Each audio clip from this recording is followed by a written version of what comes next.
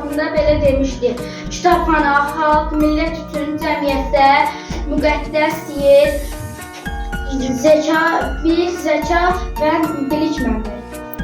Nərmin Gəncəvi kitab haqqında demişdir. Kitab var belə, çalışıb əlləşib. Gətirdim ələ, oxudum. Sonra da vardım, hər gizli xəzinədən bir dür çıxardım. Mas demişdi, kitablar qocalıqda ən yaxşı dost, cavanlıqda ən yaxşı rəhbərdir. Qorki demişdi ki, kitab bilik mənbəyidir. Francis Bacon demişdi, kitabların zamanı dalğalar ilə səyahət edən və nəsildən nəslə öz qiymətli yükünü ehtiyatla aparan fikir gəmilərdir. Sıra belə demişdi ki, kitabsız ev, yiyəsiz bədən. Kitablar bizi ötən əsrlərin varisi edirdi. Nəzirov kitab haqqında belə demişdi. Victor Hugo belə deyir, kitabın müəllif olmaq aqibətini isə cəmiyyət yaradır. İşte qəpçilər mənə təbələ gətirdiyi kimi kitab oxumaq daha bir təbələ gətirir.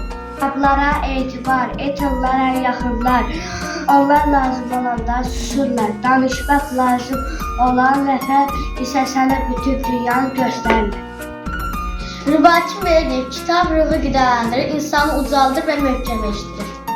Qasım bəy Zakir demişdi.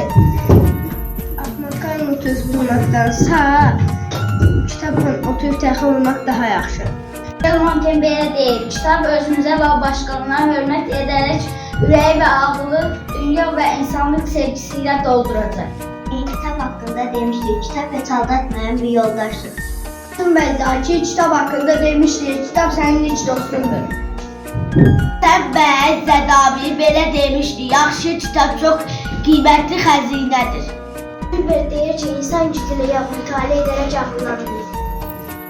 Han demişdi ki, idmanı bədənə göstərdiyi təsiri kitab beynə göstərir. Əhməd Vurğun belə demişdi, kitabsız bir ömrün nə mənası var? Burama belə deyir, təhsil yalnız mütaliə ilə əldə edilir. Xəzinə kitabxanadır. Rus tədqiqatçısı Berniksi demişdi. Əbu Turğan kitab haqqında belə demişdir. Hər bir kitab özü bir xəzinə olmaqla yanaşı, həm də neçə başqa xəzinələri açar.